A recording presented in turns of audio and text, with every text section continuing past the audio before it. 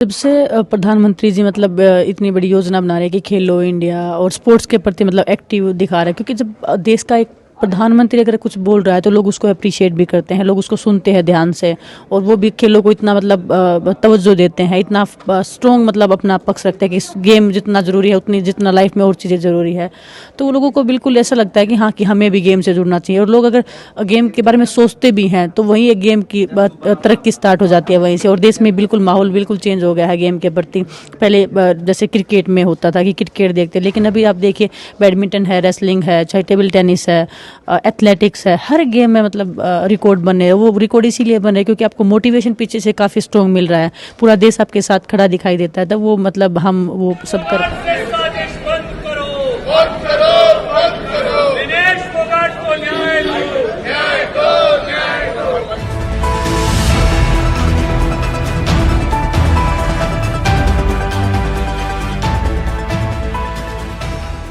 Speaker साहब, भारतीय wrestler Vinesh Phogat Paris Olympic की स्पर्धा से बाहर होने पर मैं एक वक्तव्य देना चाहता हूँ। भारतीय रेसलर विनेश फोगाट को तय कैटेगरी में ज़्यादा वजन 100 ग्राम होने की वजह से पेरिस ओलंपिक से बाहर होना पड़ा है। विनेश 50 केजी की कैटेगरी में खेल रही थी। स्पर्धा के लिए विनेश का वजन 50 किलोग्राम होना अनिवार्य था। यूडब्ल्यूडब्ल्यू के नियमों और विनियमों के अनुसार सभी प्रतियोगिताओं के लिए संबंधित श्रेणी के लिए प्रत्येक सुबह वजन माप का आयोजन किया जाता है। अनुच्छेद 11 के अनुसार यदि कोई एथलीट वजन माप प्रथम अथवा द्वितीय में भाग नहीं लेता है अथवा असफल हो जाता है तो उसे प्रतियोगिता से बाहर कर दिया जाता है और बिना किसी रैंक के अंतिम स्थान पर रखा जाता है। 7 अगस्त 2024 को 50 किलोग्राम महिला कुश्ती के लिए वजन का निर्धारण 7:15 और 7:30 पेरिस समय के अनुसार रेपोचेज और फाइनल में भाग लेने वाले पहलवानों के लिए किया गया था। विनेश का वजन 50 किलो 100 ग्राम पाया गया, इसलिए वे स्पर्धा के लिए अयोग्य घोषित की गई। इस मामले को लेकर भारतीय ओलंपिक संघ ने अंतर्राष्ट्रीय कुश्ती संघ से कड़ा विरोध भी दर्ज किया है। नेशनल भारतीय ओलंपिक संघ की अध्यक्षा पीटी उषा भी अभी पेरिस में है। प्रधानमंत्री जी ने स्वयं उसके साथ बातचीत करके उचित कार्यवाही करने के लिए, उचित एक्शन लेने के लिए भी उसको कहा गया है। विनेश मंगलवार 6 अगस्त को 3 मुकाबले जीतकर 50 केजी रेसलिंग ओलंपिक में फाइनल में पहुंचने वाली पहली भारतीय महिला रेसलर बनी थी। सेमीफाइनल में उन्होंने क्यूबा की पहलवान गुजमान लोपेजी को, क्वार्टर फाइनल में यूक्रेन की ओक्साना लिवाच और प्री क्वार्टर फाइनल में वर्ल्ड चैंपियन जापान की यूई सुसाकी को 3-2 से मात दी थी। उन्हें बुधवार 7 अगस्त की रात करीब 10 बजे गोल्ड मेडल के अमेरिकी रेसलर सारा एन हिल्डरब्रांड से मुकाबला करना था। जहां तक उनकी तैयारी हेतु सहायता का प्रश्न है, भारत सरकार ने विनेश फोगाट की उनकी आवश्यकता के अनुसार हर संभव सहायता प्रदान की है। उनके लिए पर्सनल स्टाफ भी नियुक्त किए गए हैं जो अपने क्षेत्र के विशेषज्ञ हैं।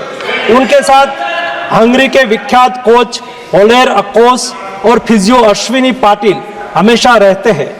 इनको ओलंपिक के लिए इनके अतिरिक्त व्यक्तिगत सहायक स्टाफ जैसे विभिन्न sparring partners, strength of conditioning विशेषज्ञ के लिए वित्तीय सहायता प्रदान की गई, जिसका विवरण इस प्रकार है। ओलेर अकोच कोच के रूप में उसके साथ थे, वेन पैट्रिक लॉम्बार्ड स्ट्रेंथ और कंडीशनिंग विशेषज्ञ, अश्विनी जीवन पाटिल फिजियोथेरापिस्ट, मयंक सिंह गरिया स्ट्रेंथ और कंडीशनिंग विशेषज्ञ, शुभम और अरविंद स्पारिंग पार्टनर। इनको पेरिस ओलंपिक चक्र के लिए कुल 70,45,775 की वित्तीय सहायता दी गई है, जिसका विवरण इस प्रकार है। स्पेन के ग्रेट पिक्स में भाग लेने के लिए वित्तीय सहायता, साथ ही 3 जुलाई से 13 जुलाई 2024 10 दिन तक मैड्रिड, स्पेन के अंतर्राष्ट्रीय प्रशिक्षण शिविर के लिए अतिरिक्त वित्तीय सहायता। इसके अलावा फ्रांस के बुलोन-sur-mer में पूर्व ओलंपिक प्रशिक्षण शिविर के लिए अतिरिक्त सहायता की है। 2024 अंतर्राष्ट्रीय कुश्ती संघ सेकंड रैंकिंग सीरीज में 6 जून से 9 जून 2024 4 दिन तक बुडापेस्ट हंगरी में भाग लेने के लिए और 10 जून से 21 जून 2024 तक टाटा ओलंपिक सेंटर हंगरी में अंतर्राष्ट्रीय प्रशिक्षण शिविर के लिए अतिरिक्त सहायक स्टाफ के लिए वित्तीय सहायता की है। स्ट्रेंथ और air conditioning coach mister Wayne Patrick Lombard के लिए टाटा ओलंपिक सेंटर हंगरी में 10 जून से 21 जून 2024 11 दिन तक अंतर्राष्ट्रीय प्रशिक्षण शिविर में भाग लेने के लिए भी वित्तीय सहायता की है। 13 जुलाई 2023 से 16 जुलाई 2023 4 दिन तक बुडापेस्ट हंगरी में 4th रैंकिंग सीरीज में भाग लेना और 10 से 16 जुलाई 2023 16 दिन तक बुडापेस्ट हंगरी में प्रशिक्षण शिविर हेतु इसको वित्तीय सहायता की है। वेलनेकेन बुल्गारिया में 10/11/2022 से 3/12/2022 तक प्रशिक्षण के लिए वित्तीय सहायता दी है। उनके रिहाई प्रक्रिया के लिए आवश्यक उपकरण खरीदने के लिए भी वित्तीय सहायता की गई है। 2020 टोक्यो ओलंपिक चक्र में 1,13,98,224 रुपये का आर्थिक सहयोग उसको किया गया था। 224 पेरिस ओलंपिक चक्र में भी टारगेट ओलंपिक पोडियम स्कीम में 53,35,746 और वार्षिक ट्रेनिंग एवं स्पर्धा कैलेंडर में 17,10,000 कुल मिला के 17,45,775 रुपया हमारे खिलाड़ी को आर्थिक सहायता करके उसको सक्षम करा गया। 140 करोड़ देशवासी आज स्तब्ध हैं। खेल इतिहास के लिए, हिंदुस्तान के खेल इतिहास के लिए यह ब्लैक डे है। यह एक बहुत बड़ा नफरती षड्यंत्र है इस देश की बेटी, हरियाणा की बेटी विनेश फोगाट के खिलाफ। पहले कुश्ती संघ के तत्कालीन अध्यक्ष बृजभूषण शरण सिंह, जो मोदी जी के चहेते सांसद हैं, उन्होंने शारीरिक तौर से और मानसिक तौर से विनेश फोगाट को प्रताड़ा। उसके बाद दिल्ली की सड़कों पर जंतर मंतर तक 140 दिन तक संघर्ष करने के बाद दिल्ली पुलिस से भाजपाइयों ने उसे घसीटवाया। उसके बाद भाजपा सरकार ने देश की उसी बेटी पर एफआईआर दर्ज करवाया। इन सब बातों के बावजूद भी हमारी बेटी विनेश फोगाट ने ना धैर्य खोया, ना शौर्य खोया, बल्कि हिंदुस्तान का तिरंगा ओलंपिक में लहरवाया। और अब तिरंगा फहराने के बाद एक षड्यंत्र के तहत उसे डिस्क्वालीफाई करवाया। सवाल बड़े सीधे हैं देश के। कौन है जिसे विनेश फोगाट की जीत हजम नहीं हुई? नंबर 2, किसने हरियाणा और देश की बेटी की पीठ में छुरा घोंपा? नंबर 3, किसने ताकत का बेजा इस्तेमाल किया? नंबर 4, किसका चेहरा बचाने के लिए यह पूरी साजिश हुई? इन बातों का जवाब तो चाहिए। जो बेटी 3 अंतरराष्ट्रीय अजय पहलवानों को एक दिन में हराती है, उसका वजन 100 ग्राम कैसे बढ़ जाता है, जबकि बाउट से पहले बाकायदा वजन किया जाता है और बाउट के बाद तो वजन घटना चाहिए, बढ़ा कैसे, और वो भी 100 ग्राम। और हिंदुस्तान की सरकार कहां है? देश के खेल मंत्री कहां है? देश के प्रधानमंत्री कहां हैं? वो बेटी के साथ खड़े क्यों नहीं हुए? केवल उसे कंसोलेशन कहकर खत्म कर देना यह सही है? ये षड्यंत्र का चक्रव्यूह टूटकर रहेगा और असली चेहरे अवश्य बेनकाब होंगे। हम विनेश फोगाट को पूरे देश की ओर से कहना चाहेंगे कि खूब लड़ी मर्दानी, वो तो भारत की बिटिया रानी थी। हमारे लिए तो वो ओलंपिक मेडल विनर थी, है और रहेगी। पहले विनेश ने खुद आशंका जाहिर करी थी। उसने कहा था कि कहीं मेरे खिलाफ कोई कॉन्स्पिरेसी ना हो, मेरे खिलाफ साजिश ना हो। हमें भूलना नहीं चाहिए ये वही विनेश है जिसने कि बहुत बड़े यौन शोषण के लिए भारतीय जनता पार्टी के नेता ब्रजभूषण शरण सिंह के खिलाफ आवाज उठाई थी। ये वही बहादुर विनेश है जो जंतर मंतर पे बैठी थी हमारी बेटियों को, हमारे रेसलर्स को न्याय दिलाने के लिए।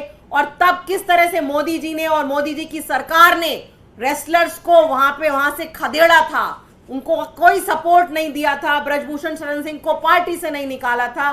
ये वही विनेश है। उसने आशंका जाहिर करी थी कि कहीं ऐसा ना हो कि मेरे कोच, उसके सारे जो कोच हैं, सारी जो सपोर्ट टीम है, वो सब ब्रजभूषण शरण सिंह के द्वारा सेलेक्ट किए हुए लोग हैं। विनेश ने खुद अपने शब्दों में कहा था कि कहीं ऐसा ना हो कि मेरे पानी में कोई कुछ मिला के मुझे पिला दे, कोई ऐसा पदार्थ मिला दे कि डोपिंग टेस्ट में मैं फेल हो जाऊं। तो इस सब की तहकीकात होनी चाहिए, पहली बात तो। और दूसरी बात, हमें इसको एक्सेप्ट नहीं करना चाहिए। जो हमारा पूरा कंटिजेंट वहां पे है, ओलंपिक एसोसिएशन के सामने हमें अपनी दरखास्त डालनी चाहिए, इसको चैलेंज करना चाहिए, हमें हार नहीं माननी चाहिए। ऐसे कैसे हो गया? अब ये तक बोल रहे हैं कि विनेश को सिल्वर मेडल भी नहीं मिलेगा। कहां तो पूरा देश सोच रहा था कि वो गोल्ड मेडल लेके आएगी। सिल्वर मेडल जो उसने जीता है, जो उसका हक है, अब बोल रहे हैं कि सिल्वर मेडल भी नहीं मिलेगा।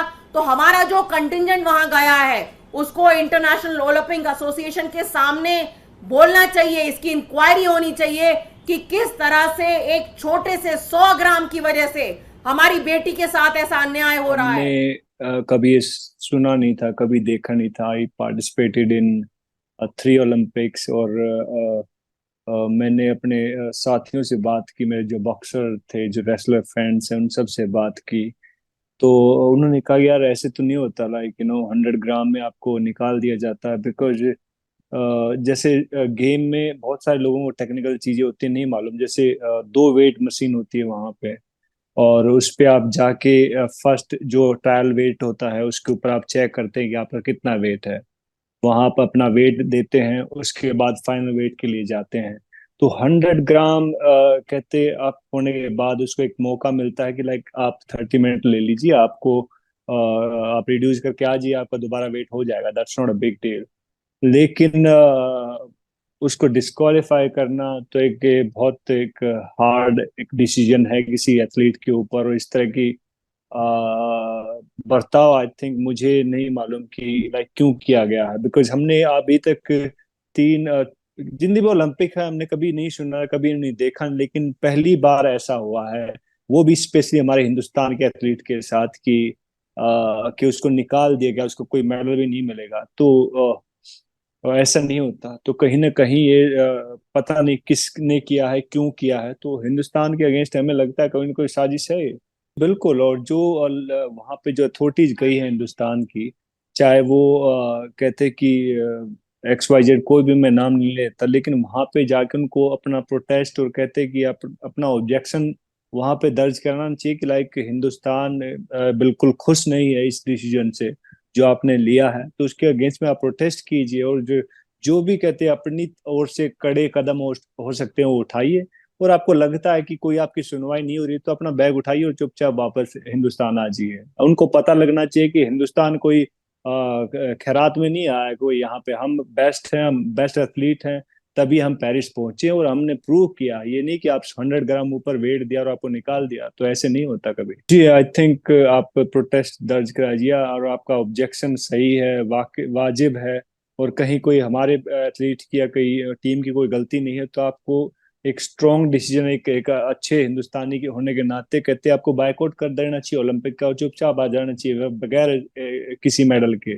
कोई हमारी इतनी झोली थोड़ी ना भरी कि हमारे 15-20 मेडल है। 2-3 मेडल आए थे, वो अगर वो 2-3 और आ जाते तो हमारे कहते कि भी ठीक है, हम खुश होते। लेकिन अभी मेरे को लगता है कि आपको अगर आपका सब कुछ सही है, तो जांच होनी चाहिए इसकी, और ऐसा क्यों हुआ, कैसे हुआ, इसके ऊपर भी जांच होनी चाहिए। तो मैं मानता हूं कि आपको स्ट्रॉन्ग डिसीजन लेना पड़ेगा, ऐसे बातों से काम नहीं हमारे चलता। चैनल के साथ जुड़ने के लिए सब्सक्राइब करें और बेल नोटिफिकेशन दबाना ना भूलें।